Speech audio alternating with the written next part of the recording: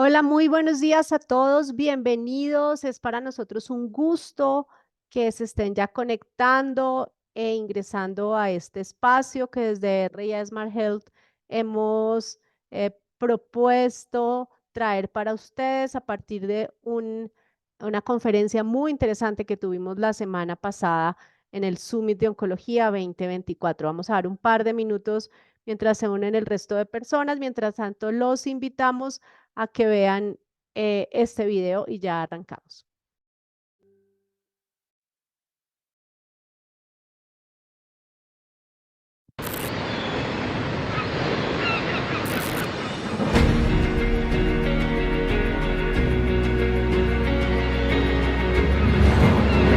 RIA Smart Health.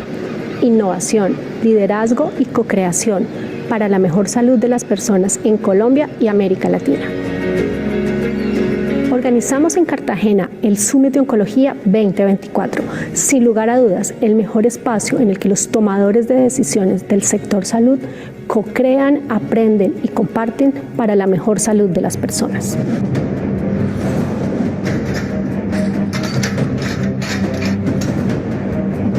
Más de 3.000 kilos de equipo y cientos de kilómetros recorridos para poner a disposición de los asistentes información de valor para la mejor atención y el control del cáncer en Colombia.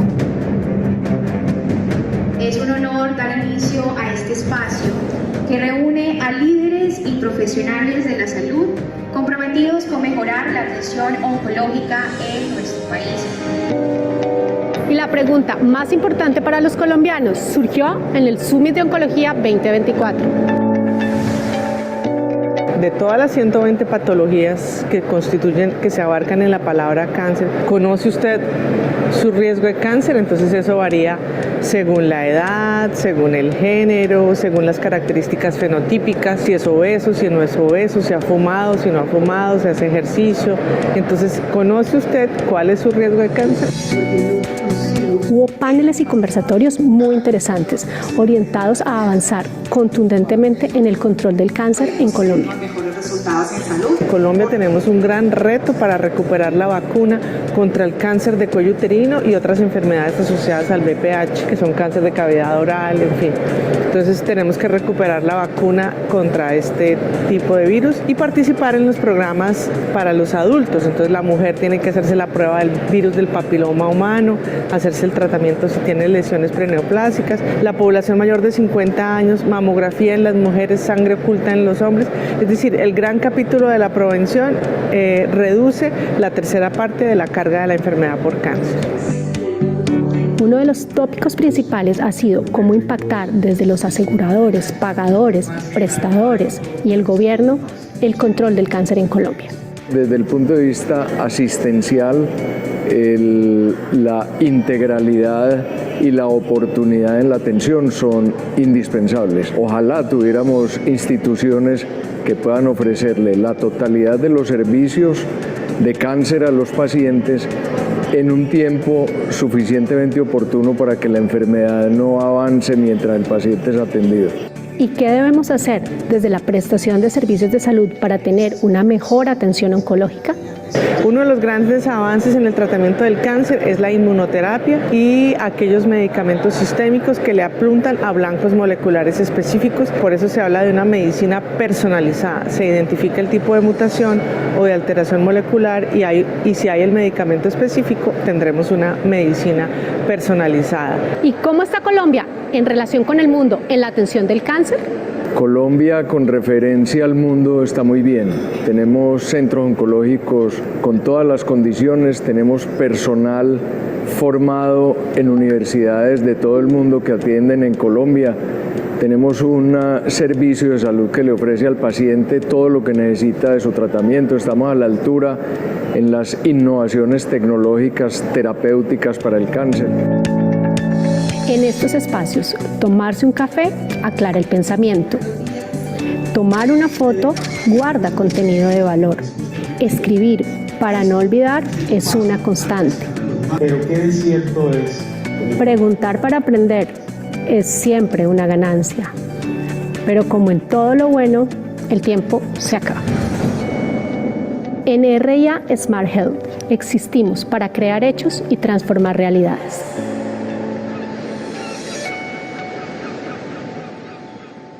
Bueno, pues un especial saludo a todas las personas que nos acompañan hoy en este espacio. Como les mencionaba hace un rato, este webinar surge, gracias ahí por los comentarios que nos están colocando también en el privado en relación con el video. Pero la verdad, este espacio de hoy, este webinar surge a partir de esa actividad que tuvimos hace unos días, la semana pasada en Cartagena, donde diferentes charlas, varias fueron muy interesantes, pero una en especial nos pareció a nosotros relevante traer y compartir con ustedes. Es una conferencia sobre qué es valor en salud cuando hablamos de atención oncológica. Esta conferencia pudimos desarrollarla a cabo en el Summit gracias al apoyo de Astellas, a quien agradecemos también este espacio. Y pues lo que vamos a hacer, a proponerles ahora en este webinar es, vamos a compartir con ustedes la grabación y está con nosotros el doctor Martín Romero, o sea, está aquí conectado y va a estar respondiendo preguntas, inquietudes sobre la conferencia que él nos compartió en Cartagena. Vuelvo y les reitero, si bien tuvimos una agenda muy interesante, yo creo que esta fue una de las conferencias que más impacto positivo causó, porque creo que todos nos preguntamos eso todo el tiempo, ¿qué significa, qué es valor en salud cuando hablamos de atención oncológica? Como siempre, estará abierto el chat para todas sus preguntas. Nuestro equipo de RIA estará aquí disponible para ayudar a lo que se requiera y el doctor Romero también aquí atentos. Ojalá sea de mucho interés para ustedes también este espacio y los dejo con Luisa, que nos va a presentar ahora quién es Martín Romero y bueno, y va a dar la partida oficial ya a la conferencia.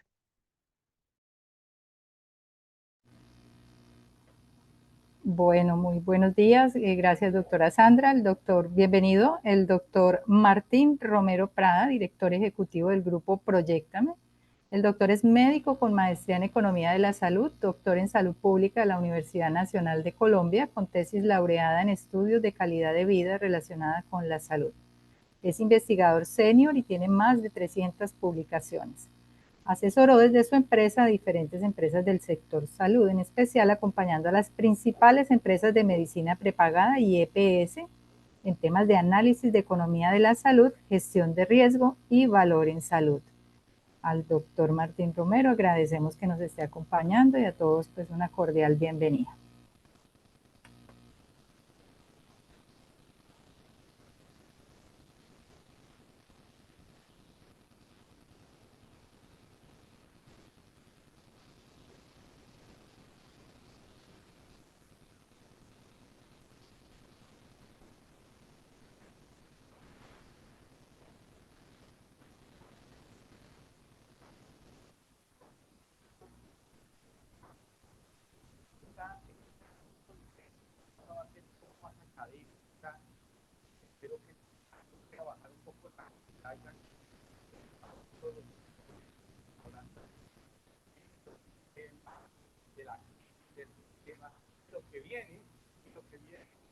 El siguiente expositor que nos va a generar además más la reforma y además séptima hablando de que no le han tomado el examen de próstata desde los últimos 24 años que tiene aseguramiento. Entonces, eso nos genera unas complicaciones muy grandes. Yo voy a hablar de otra cosa. Afortunadamente, me pusieron a hablar de un tema un poco más agradable, que es el concepto de valor en la atención oncológica. Y al respecto de ese, básicamente voy a tratar de trasladar todos estos temas. Voy a mencionar todo lo que tiene que ver con la teoría del valor, cómo aparecen los modelos de análisis de decisión multicriterio, cómo se hacen, que han planteado los científicos y los académicos para los cálculos de los marcos de valor, hacer algunos ejemplos que hemos construido, traer a colación para Colombia lo que podría ser, y al final, pues dejar la discusión de que, venga, empecemos a trabajar como país venga, aquí que veo tantos prestadores, seguramente muchos oncólogos también, cómo nos organizamos para construir unos nuevos, nuestra propia versión o nuestra adaptación de esos marcos basados en valor, que es la tendencia a nivel del mundo. Y entonces, cuando me invitaron a la charla, dije, bueno, ¿y la gente qué piensa que es valor? Porque la palabra valor trae muchas cosas. Cuando no estábamos nosotros en ninguna parte, pensábamos que valor era como equivalente al precio y la mamá lo regañaba a uno. Ojo que una cosa es el precio, otra cosa es el costo, pero el valor es otra cosa. El valor viene mucho de esa percepción, como dirían los economistas, de la preferencia de algo, lo que nos genera y nos llena un espacio, lo que nos genera una lista de necesidades, y alrededor de esa lista de necesidades pues aparece la palabra valor, y cada uno de nosotros tiene su propio valor a las cosas. Y eso empieza a ser muy complejo todo el concepto de medicina, porque nos estamos cambiando algo que era muy claro, y era dinero y algo que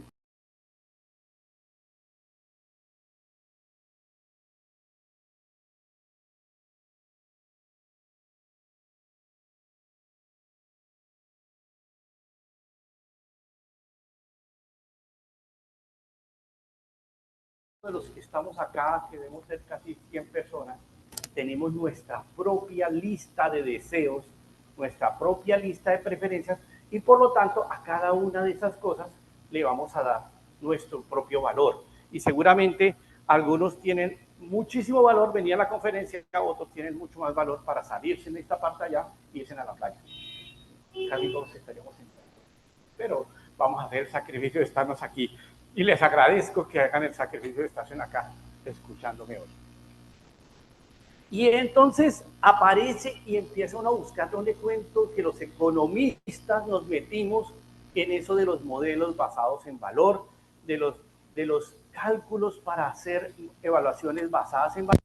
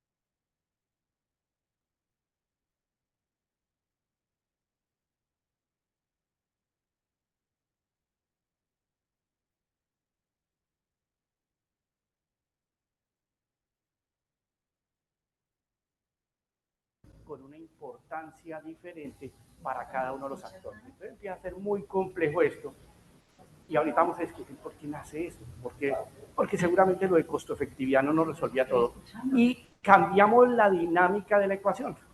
La dinámica de la ecuación nos ponía el costo en el numerador y el desenlace o el resultado en el denominador. Por lo tanto, atendíamos era cuánto cuesta cambiar una unidad, porque era costo sobre un desenlace. Ahora le damos la vuelta y ahora decimos el desenlace, que no es uno, sino son muchos, cuánto tienen o cómo se relacionan con un costo. Y entonces estamos hablando de cómo gano unidades, cómo gano valor. Vamos a ir entendiéndolo a través del tiempo, y por eso yo decía, voy a hacer, los que me conocen, varios que me conocen saben que hablo muy rápido por buen bogotano que soy. Voy a intentar hablar despacio. Me acuerdo de mi señora que me dice, hable despacio. Voy a intentar no confundirlos mucho, porque esto es más que esta charla fue una clase. Esta charla es tratar de entender cómo construimos esos modelos basados en valor.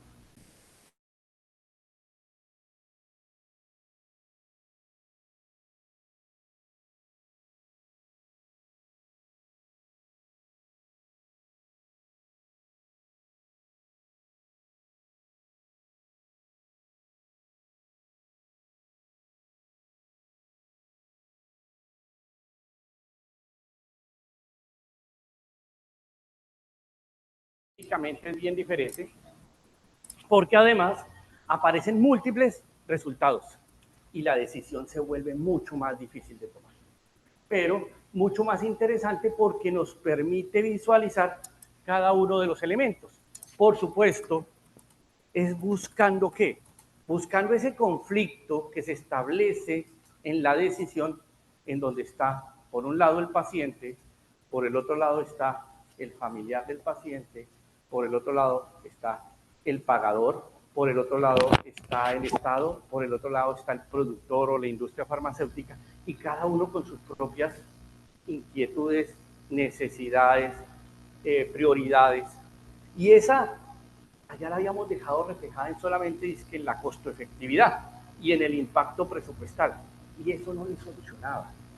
Decir que un medicamento es más o menos costo-efectivo, aquí a mis amigos que nos encontramos en muchos de los eventos, no le resuelve nada. Eso no quiere decir que eso sea lo bueno para mí, ni por qué tiene que someter la decisión de la adopción de algo a ese tan reduccionista planteamiento de pensar que es o no es costo efectivo. Entonces empiezan a aparecer esos elementos adicionales en donde buscamos de alguna manera identificar cada uno de los elementos. Y entonces aquí yo ya venía hablándolo, y es que la costo efectividad entonces nos cambia porque nos decía dos alternativas como mínimo, dos o más alternativas. Eran siempre alternativas. Estamos evaluando. Y poníamos a una por encima de la otra. Aquí en lo de valor, y yo me voy adelantando, pueden que todas tengan su propio valor. No es que una tumbe o le gane a la otra, como nos acostumbramos en la costo-efectividad. La otra parte es que construimos unas unidades. Teníamos una forma de medirlo, y esa forma como lo medíamos era muy difícil de entender. Hablábamos de años de vida ajustados por calidad o años de vida salvados. Eso era conceptualmente para nosotros los economistas de la salud muy sencillo de entender, pero muy complejo de entender en la toma de decisiones, porque era una conversión extraña en términos de unos desenlaces adquiridos multiplicados por una unidad de tiempo, que tendrían su complejidad, y que eso hacía que los otros tomadores de decisión no lo entendieran completamente, o que no fueran sus prioridades necesariamente. Y por supuesto, terminamos que el resultado lo metíamos en el plano de costo-efectividad que nos enseñó Drummond, y marcábamos un umbral caprichoso, supuestamente de capacidad de recursos, decíamos, es o no es costo efectivo. Esto se dio paso a lo que se llaman los marcos basados en valor, y entonces decimos que nos metimos en un lío, y es que los diferentes actores tienen prioridades, listas de deseos, es decir, que el valor para ellos es diferente. Si estuviéramos en un proceso un poco más participativo con todos ustedes, yo les diría, bueno, cuéntenme cada uno qué es lo que usted valora. Y el doctor de la primera Huelvas habló un poquito de alguna de esas. Entonces dice, los profesionales de la salud, pues sí, estamos preocupados de que funcione, de que sea efectivo. Más que sea eficaz, que sea efectivo. Está muy preocupado de los eventos adversos, está muy preocupado de que la evidencia con la cual él se va a arriesgar a utilizar una tecnología sea buena o sea mala, porque él quiere la mejor evidencia posible, que le interesa mucho que al paciente le funcione, que sea fácil de administración, que tenga acceso, porque eso le garantiza una adherencia, y si le garantiza la adherencia, pues va a haber un cumplimiento del régimen y seguramente va a llegar con mayor probabilidad al resultado esperado. El paciente va querer poder acceder, pero también va a querer que sea fácil de aplicar, que sea fácil de consumir, que no le signifique tanto gasto, que no le signifique gasto de bolsillo, que no le signifique tantos desplazamientos, que no tenga tanto malestar en su consumo, que su vida sea mucho más probablemente parecida a la vida real, a la vida normal, perdón, a la vida normal, es decir, que como que no se sienta enfermo. Quisiera, por supuesto, que se cure. Quiere sí que viva mucho más, pero que viva mucho más bien, no mucho más mal. No que el tratamiento sea peor que la otra parte, que lo que le está pasando. El sistema de salud, ¿qué le preocupa? Pues que no cueste, que cueste muy poquito. Por supuesto que le logre que el paciente no progrese. Entonces empieza que cada uno de esos actores empieza a tener diferentes intenciones y diferentes prioridades. De eso, entonces, nacen toda esa tendencia de construir cuáles serían los criterios que incluirían.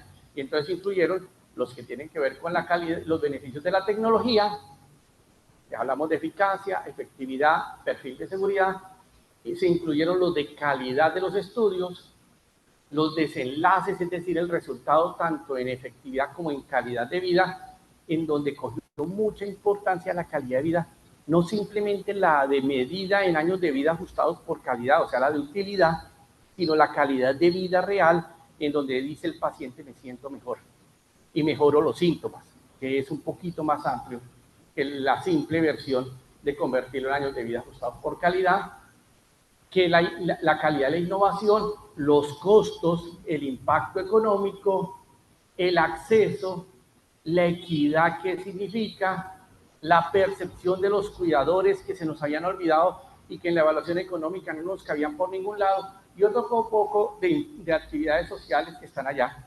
Y traigo a colación aquí, por ejemplo, algunos de esos mapas de valor. Por ejemplo, miren lo complejo que es esto y cómo aparecen, perdón que esté en inglés, pero era el respeto por el autor original, y es que aparecen muchas más cosas que lo que estábamos pensando que era evaluación económica. En la evaluación económica cogíamos la efectividad, la seguridad. En algunos momentos incorporamos la adherencia y lo metíamos en un modelo matemático para simplemente simular un desenlace. Y con eso calcularle un dinero, que era el costo, y esa era la comparabilidad. Ahora metemos cosas tan complejas como la equidad o el valor social, la capacidad de producir, la capacidad de desempeñarse en sociedad, que se nos olvidaban y que empiezan a ser interesantes en estos modelos. ¿Qué pasa? Aún no hay consenso. Como era lógico, era muy difícil, pero sí hay unos consensos importantes de cómo debemos llegar. ¿Qué es lo que va a pasar? Que cuando vamos a hacer nuestros propios modelos, y por eso la invitación final mía es que empecemos a trabajarlos. Aquí yo me voy y los miro a ellos porque yo sé que vamos a necesitar mucho de aquí de mis amigos, porque necesitamos trabajar, ellos tienen que trabajar los prestadores, tienen que trabajar la industria, construir nuestros propios marcos de valor, pero aunque no hay consenso, sí hay algunas cosas que se llevan al acuerdo. La primera, que necesitamos recolectar todos los criterios, que todos deben participar, que ya no es un punto, ya no es un resultante así. Y lo más difícil, que es llegar a un valor, les voy a contar un poquito cómo se puede llegar. Y entonces, el paso de la evaluación económica fue algo que se trajo, que fueron los análisis de decisión multicriterio, que fueron las primeras opciones, en donde básicamente lo que dijimos fue, traigamos todos esos elementos, traigámoslos y entonces agrupémoslos a través de una estrategia administrativa donde cada cosa tenga su propio valor y lo ponderamos como un solo valor de tal manera que sumemos cosas ordinales, porque ya el número simplemente me dice que algo es mejor que otro, no es un número que 100 es más de realmente 100, es 80 y 80, no, es que 100 es mejor que 80, nada más. Eso fue lo que se trabajó y entonces aparecen esas intenciones de que la evaluación económica sea solamente uno de los puntos del análisis multicriterio. Y entonces nos explican cómo hacerlo y nos dicen, y ya hay acuerdos de cómo tenemos que trabajar. Vamos a revisar muy rápidamente, esos son 8 pasos que se tienen que trabajar para hacer un análisis multicriterio en donde tenemos que llegar a resolver algún problema.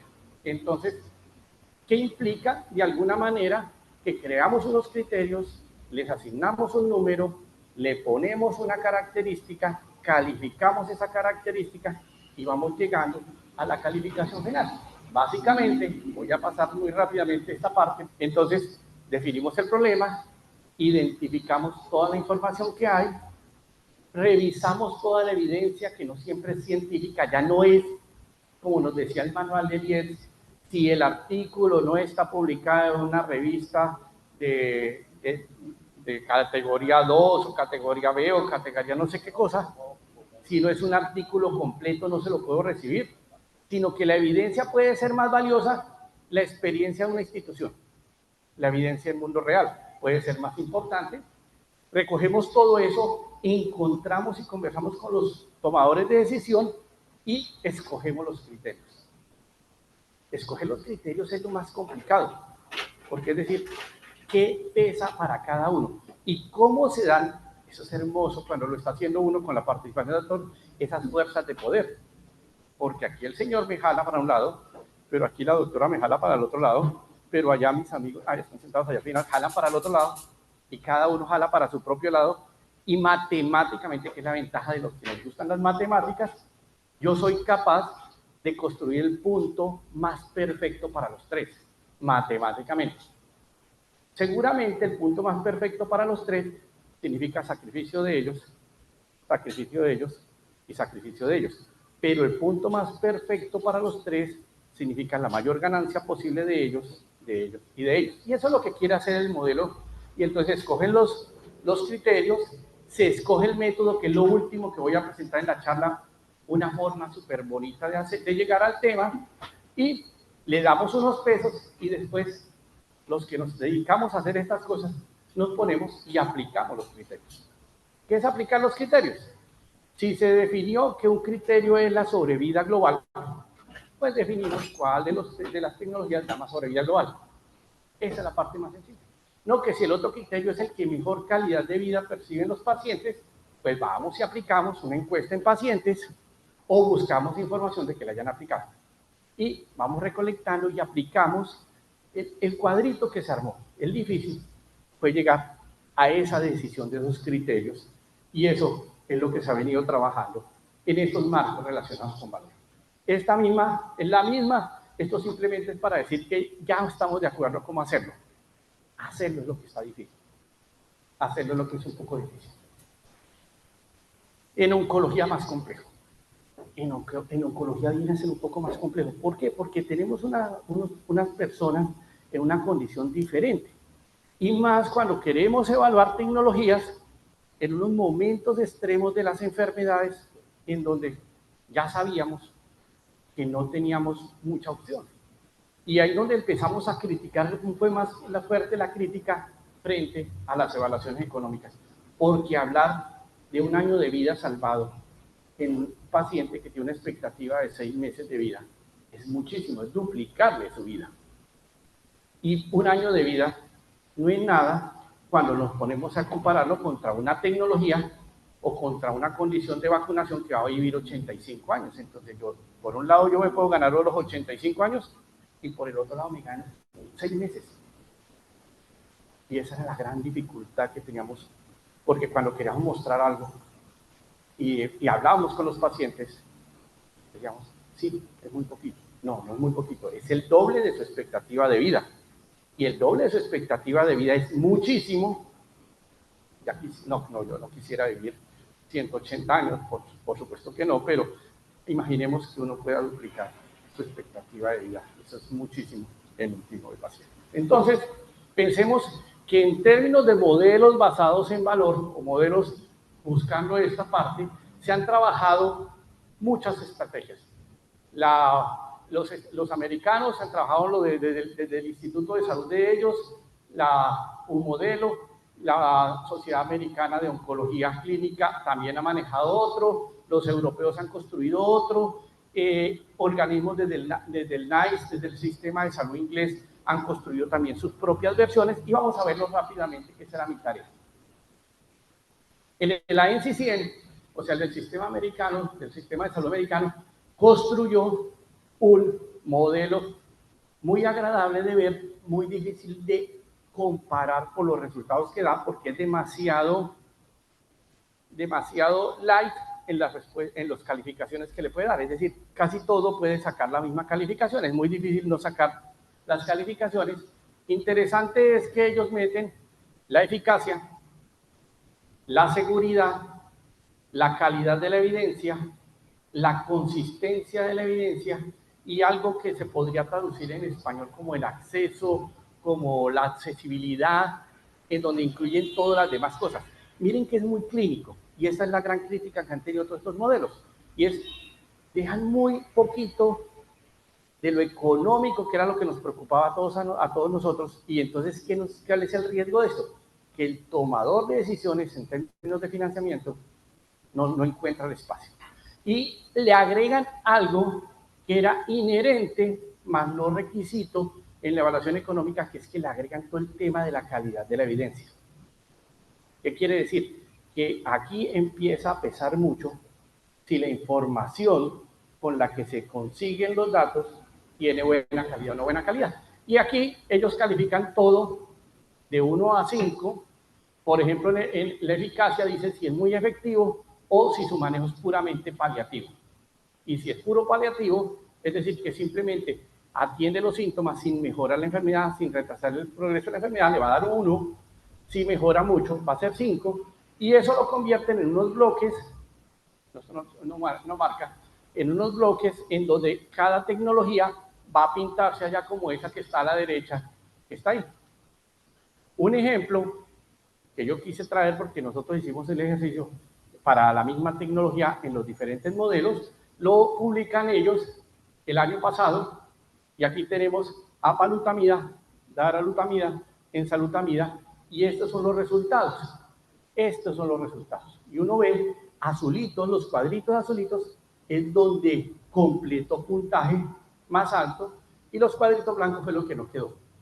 Entonces uno dice, apalutamida alcanzó 15 cuadritos azules, daralutamida 17, enzalutamida 16. ¿Qué fue lo complejo de esto? Que esto queda muy bonito académicamente, pero no llega a un dato final. Este es el del NICE, el de un organismo que pertenece al NICE, también saca el tema, pero mete más el tema de la evaluación económica. No se ha usado casi, porque mire que termina, aunque dice que es multicriterio, como cuando dijimos en Colombia que nosotros tomamos decisiones multicriterio, haciendo la evaluación económica, y nada más. El de ASCO tiene unas cosas muy interesantes. El de ASCO, que es el de la Sociedad Americana de Oncología, ellos llegan y le dan valores y le dan peso a los diferentes elementos, incorporan, pero en la diapositiva, eficacia, costos de la tecnología, unos bonos y seguridad. Mire que lo simplificaron mucho más, aunque incorporaron todo. Voy a mostrarles un ejemplo que se hizo para ese. En este caso fue lo mismo que el que vimos anterior, en salutamida contra palutamida, lo hicimos en Colombia, y básicamente, ¿qué es lo que pasa? Que todos los demás dan unos puntajes de beneficio y los compara contra el costo. Básicamente se mide, en términos de beneficio, la capacidad de aumentar la sobrevida. Y si las tecnologías no están hechas para aumentar la sobrevida, la capacidad de aumentar el tiempo libre de progresión. No voy a meterme en los términos tan científicos para no gastarnos tan tiempo. En términos de toxicidad tiene una cosa compleja, y es que como es tan difícil ponderar la toxicidad, termina diciendo la cantidad de eventos tóxicos. Esa queda como todavía como no tan sencilla de entender, porque es que una cosa es que uno tenga poquitos eventos tóxicos de algo muy impactante, y otra cosa que tenga, aunque coge solamente los grados 3 y 4, pero los toma así, agrega unos puntos de bonificación, que fue un aporte todo agradable, por no decir chistoso, y es que termina diciéndole, le agrega un puntico, una bonificación, si por ejemplo, usted le mejora la calidad de vida. En vez de darle la calidad de vida un peso aparte, lo dejó con un punto de bonificación, le agrega un punto de bonificación si usted al suspender el tratamiento se mantiene el efecto, muy interesante, y le da otros puntos si cuando el paciente suspende el tratamiento se mantiene, o sea que si puede no estar totalmente adherente, y finalmente y ese es el pedacito que no me gustó tanto a mí, lo comparas contra el costo del tratamiento, no contra el costo de la total integral del paciente. Entonces, pero no importa porque así lo tienen definido. Este fue el ejercicio, es muy complejo de hacer. Voy a tratar de explicarlo en un minuto, pero básicamente es, si yo comparo lo que aparece en Prosper, que es el estudio de enzalutamida, contra el Spartan, que es el de apalutamida, me dice que por los HR de sobrevida contra el placebo, pues enzalutamida sacaría 27 puntos y apalutamida 22. Si yo comparara toxicidad por la cantidad de eventos, enzalutamida sacaría menos 4.64 y apalutamida menos 4.54. Es decir, saca más eventos adversos, tiene más eventos adversos en la cantidad enzalutamida que apalutamida.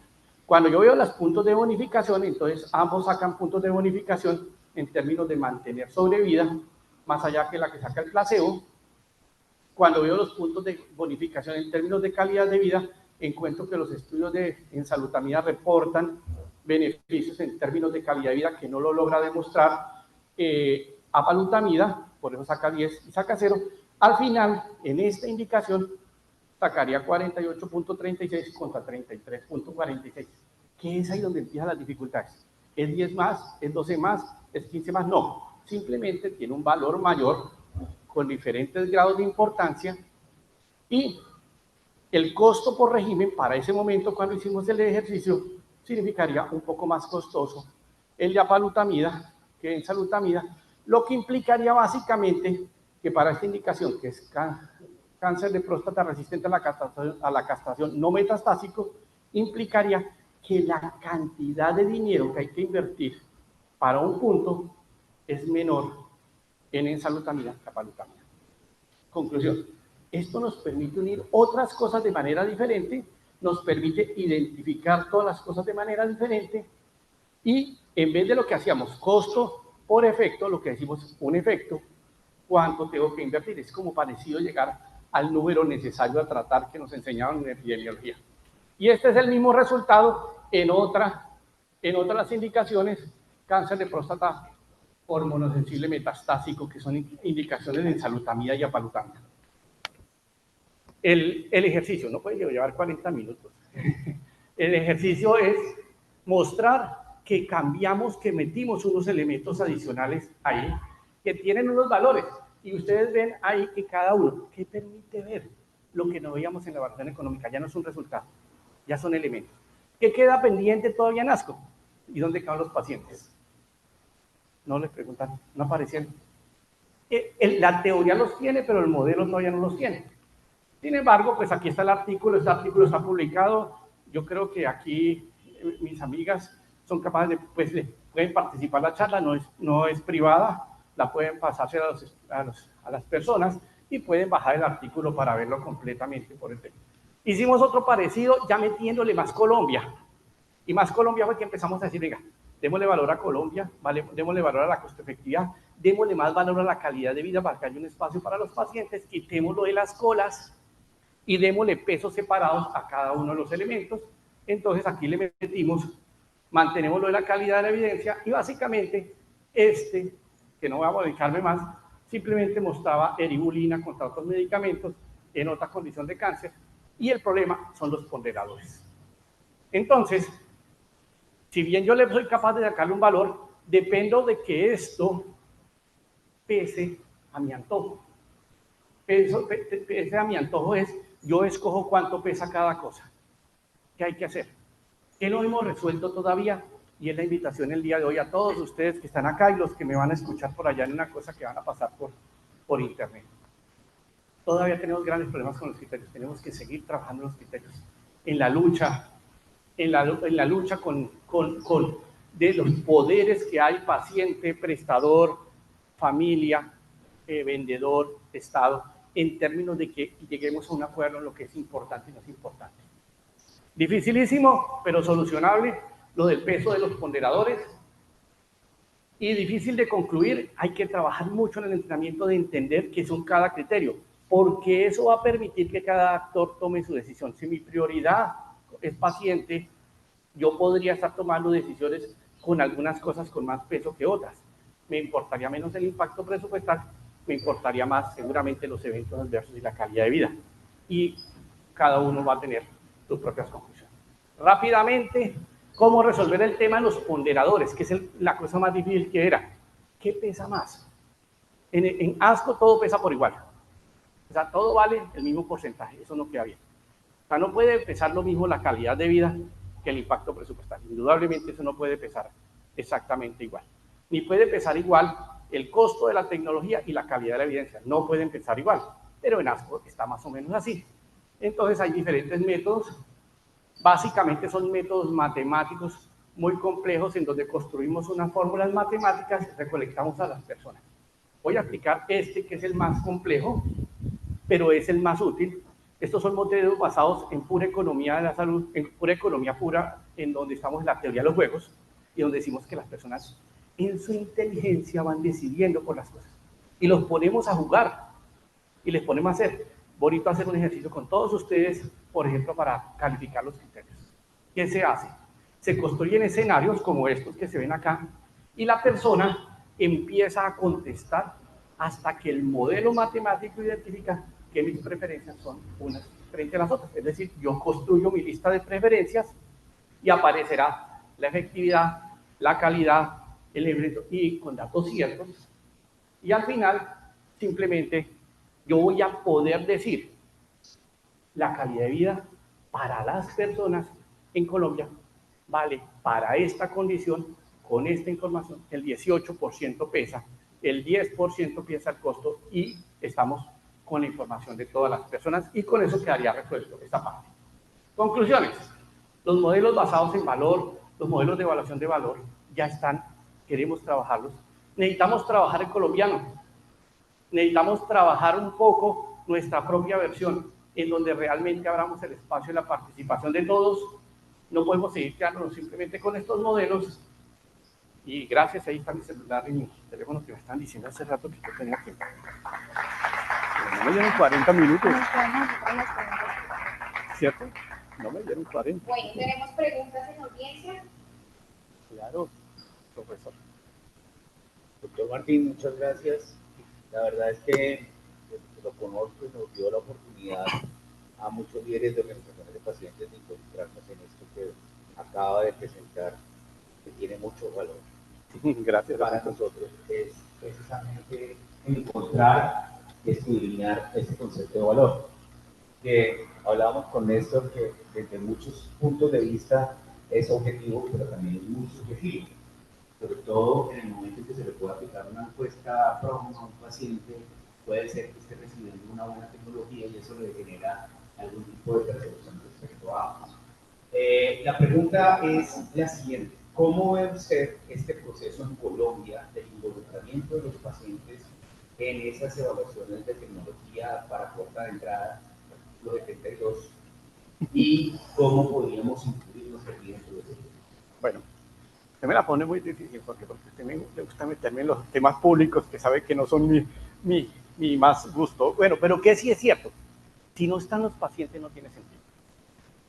O sea, voy a decir una cosa sencilla. Yo meto una tecnología, le hago una evaluación económica a la tecnología, sale dominante. Para los que están acá y que me entienden el tema, quiere decir que teóricamente en el modelo económico es mejor y menos costosa que la otra. La metemos. Después trabaja la industria y convence a los médicos que la formulen. Pero nadie metió al paciente en un cuento que nos han dado de que estamos centrados en el paciente y al paciente no le preguntaron, perdón, con todos así porque yo soy demasiado escueto, nadie le preguntó qué tanto se le tiraba la sexualidad. Y el paciente decide que eso no se lo toma. O se le tiró su vida social porque le dice usted no puede volver a tomar ni una gota de trago. Y el hombre le gusta parrandear los viernes, como deberíamos estar haciéndolo todos nosotros hoy aquí en Cartagena, parrandear este viernes, ¿sí o no? Entonces, ¿qué hace el paciente? No lo toma. Si no se incluye, se botó la plata a la caneca. O sea, si el paciente no está y no lo incorporamos, no es. Empiezo con unas cosas, la parte de la subjetividad. No, eso es lo bello de los seres humanos. Si no, nos quedamos con el ChatGPT. ¿para qué nos necesitaban a todos nosotros? Lo bello de los seres humanos es que cada uno tiene sus propios sentimientos y preferencias. Duele ver a veces artículos en donde evalúan la calidad de vida con opinión de expertos, y los expertos son profesionales de la salud. Eso no puede hacerse. Los únicos que persiguen los pacientes. Entonces tiene que estar, no es cómo debería estar. Y ese es el reto que mi charla traía. Necesitamos que la academia, que los profesionales de la salud, que sí se ponen la bata, se la remangan y están en guantes atendiendo pacientes de verdad, no los que estamos allá en el piso 23, se sienten y ayuden a entender y construyamos unos modelos de marcos de valor en donde cojamos todos los criterios, construyamos esas preferencias, como dice el Paprika, y empecemos a aplicarla para tomar decisiones. Que lo que nos salga, pero que tengamos las fuerzas de todos metidas ahí. Entonces, si no se hace, más bien le digo, si no lo hacen, es una bobada, es un saludo a la bandera, es un chulo por cumplir el artículo no sé qué, de la ley no sé qué cosa, pero todos sabemos que no va a funcionar, porque el paciente no nos va a ser adherente, no nos va a cumplir con el régimen, no va a hacer. La pregunta es, ¿qué tantas tecnologías son dominantes? No les voy a hacer ejemplo porque me pueden aquí sacrificar los del laboratorio que lograron dominancia, lograron todo, y el medicamento no se usa. Nunca. O se usa incompleto, inadecuado. Y entonces no funciona. Y entonces todo el mundo dice, mire que es donde se demuestra que la efectividad en el mundo real es el 30% del estudio clínico. Y no es que sea eso, sino que nadie le preguntó a los pacientes, nadie consultó con los pacientes, o con su familia, que si yo digo, el problema no son los pacientes. El paciente en cáncer no es el problema es todo el grupo familiar, como lo mismo que pasa con las enfermedades huérfanas. Es ambos los que me generan a mí la más grande. Y eso quiere decir que ahí tiene que ampliarse del paciente a todo tu microambiente, porque es que ellos están a veces más enfermos socialmente que el mismo paciente que está sufriendo con mantenerse vivo y con lo que les va a dejar cuando deje de estar en la vida. ¿Alguien más? Allá. Todos nos conocemos. ¿Qué hombre? Todos nos conocemos acá, eso ya me di cuenta. ¿Quién más, amigo mío? No. En términos prácticos, con datos y actividades, es muy poco probable que este nivel de daño llegue a la práctica. Y es en concreto, ¿cómo hacer para que esto, pues, me imagino, los más 10 o no sé, parte del libro, para que esto salga y se definan las preguntas oncológicas para que la prueba estudie y bajen como tal? Porque si no se vuelve un tema muy etéreo, muy profundo, eso sí, admirable, pero poco impacto porque no se aplique. Bueno, si usted me dice a mí cómo hacerlo, no, digamos que técnicamente están los caminos hechos, porque las normas lo hacen. El IES tendría la obligación, digamos, de liderar un poco esos procesos, pero la fuerza de los grupos puede lograrlo. Deseo lo que no se ve, se puede lograr. ¿Qué pasa? El consenso nacional. Las asociaciones científicas con las asociaciones de pacientes pueden lograrlo. Los prestadores un poquito más difícil, pero pueden ser copartícipes del tema. Si es posible, porque construir un modelo y llegar a un task force o llegar a un acuerdo entre los diferentes actores en donde se incorpora es viable. ¿Qué se requiere? Que haya alguien que lo lidere. Allá, por ejemplo, los que están sentados allá al fondo, que nos dieran recursos para que nos sentáramos a construirlo entre todos. Sería una cosa muy importante. Sería un trabajo, ¿cuánto tiempo? 2 o 3 días. Podría uno construir esos acuerdos, porque significa uno concentrarse, quedarse sin celular, como yo lo hice, que lo dejé allá abajo para que no fueran a molestarme, y lo podemos construir. Eso, lo que necesitamos es alguien que quiera sentarnos. Y si hay el documento, lo incorporan, porque además están obligados a tenerlo. Hace rato Colombia se paró, y hace rato yo me refiero, hace más de 5 años, se paró en el mundo a decir que Colombia era de los primeros países que incorporaba tecnologías basadas en modelos de análisis de decisión multicriterio. Y no era cierto. Pero nos paramos, y usted me mueve la cabeza porque todos sabemos en qué evento científico lo dijeron. Por lo tanto, se lo resolveríamos al país. Yo creo que no sería tan difícil. El problema es que haya ese ejercicio de sentarnos y que todos nos quitemos la camiseta, no que somos importantes, sino que todos nos pongamos al mismo nivel, porque si aparecen los importantes, nada se logra. Lo que es que todos nos pongamos la camiseta blanca, un blue jean y un tenis, y nada más, para que entonces todos tengamos el mismo peso en el proceso. Pero sí se puede lograr. Sí, o sea, y eso hace fuerza porque si todo el mundo lo pone, la sociedad lo va a absorber y ellos lo necesitan. O sea, el Estado mismo está obligado hace rato de construir ese modelo. ¿Sí? Sí, doctor Martín. Sí, señor. De una manera pragmática, ¿qué criterios de valor le podríamos decir a una clínica que debe mirar y presentar para decir, estos son mis 5 criterios de valor que salen del paciente, no de las instituciones ni de los gobiernos, sino del propio paciente? No sé si usted está Sí. estudio que visto allí. Listo. ¿Cuáles serían los 5 principales valores que tiene el oncólogo? Bueno, paciente, ya. Listo. Bueno, entonces listo. Primera cosa, yo digamos, no soy paciente, pero he sido familiar de paciente. Mi papá murió de cáncer hace muy poco tiempo, hace 2 años y medio. Mi mamá murió hace 22 años de cáncer de mama rápidamente agresivo de 9 meses. Mi papá sí duró mucho tiempo. No duró mucho tiempo, duró 6 meses y al final de la vida decidió no aplicarse ningún tratamiento oncológico porque ya estaba en estadio avanzado de la enfermedad. Y por eso yo puedo opinar. Y he hecho estudios muy interesantes de lo que perciben los pacientes. La primera cosa que yo digo de valor, y yo mido, es el familiar. O sea, quiero que entiendan que él es demasiado importante. O sea, yo quiero salirme del PROM a entender que el cuidador entendiendo el que lo acompaña al sufrimiento de la enfermedad es demasiado importante. Es muy importante y se nos olvida medirlo. Porque él va a quedarse y tiene la percepción de que él se va a quedar castrado porque el paciente se va a morir. Ese es uno de los elementos que hay que darle un valor muy grande. Segundo, todo lo que sea el desempeño social de la persona, que cambia por regiones. Ustedes allá en Barranquilla, ¿sí? Porque yo conocí aquí a mi amigo, va a ser diferente que en otras en Bogotá.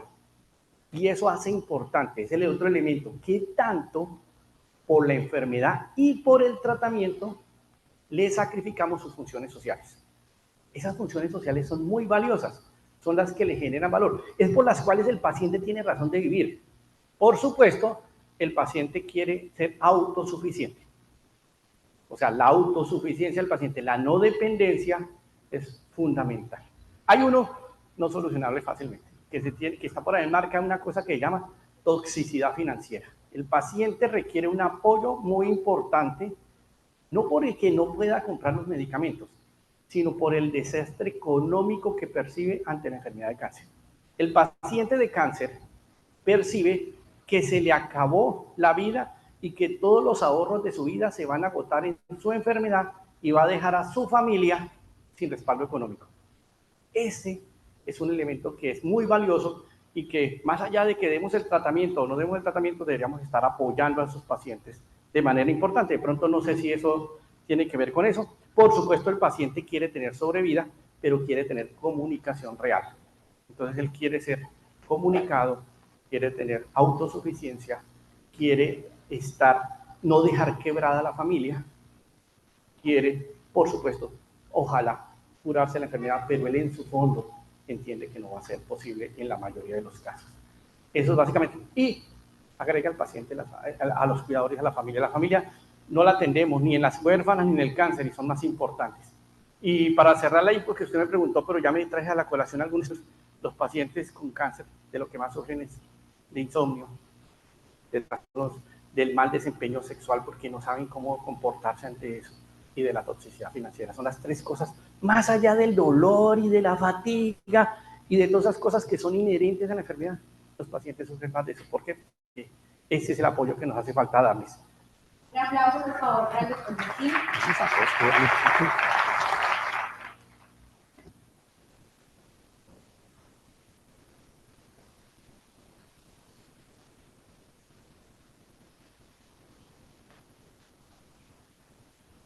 Bueno, doctor Martín, muchísimas gracias. Pues estábamos viendo esta transmisión tan importante en el marco de nuestro Summit de Oncología 2024, este 16 y 17 de febrero en la ciudad de Cartagena.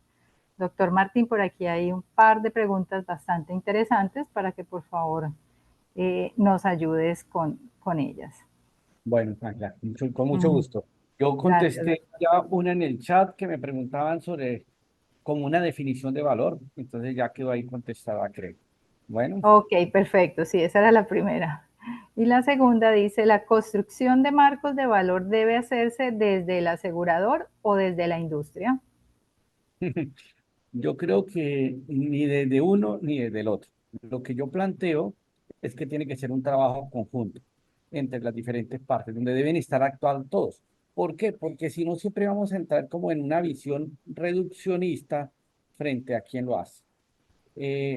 Si lo hago desde el asegurador o si lo hago en la industria, la condición debería ser que la información debe estar estandarizada, no sería la única opción. Por supuesto, la industria le interesa demostrar cuál es el valor de su tecnología y por supuesto el asegurador podría hacer su propio análisis.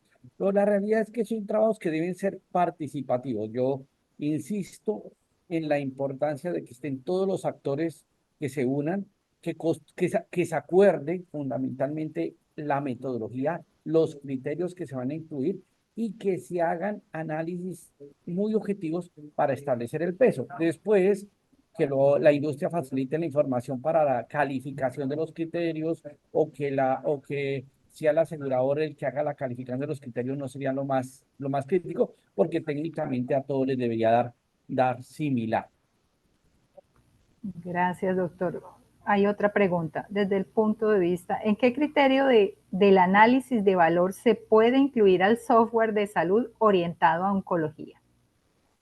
Uy, no sabría, esa sí me dejan. Yo creo que esa tendría que más bien en el trabajo que se propone hacer conjuntamente, no tendríamos que seleccionarlo. ASCO no lo incluye, por ejemplo. NCCN no lo incluye, ninguno lo incluye.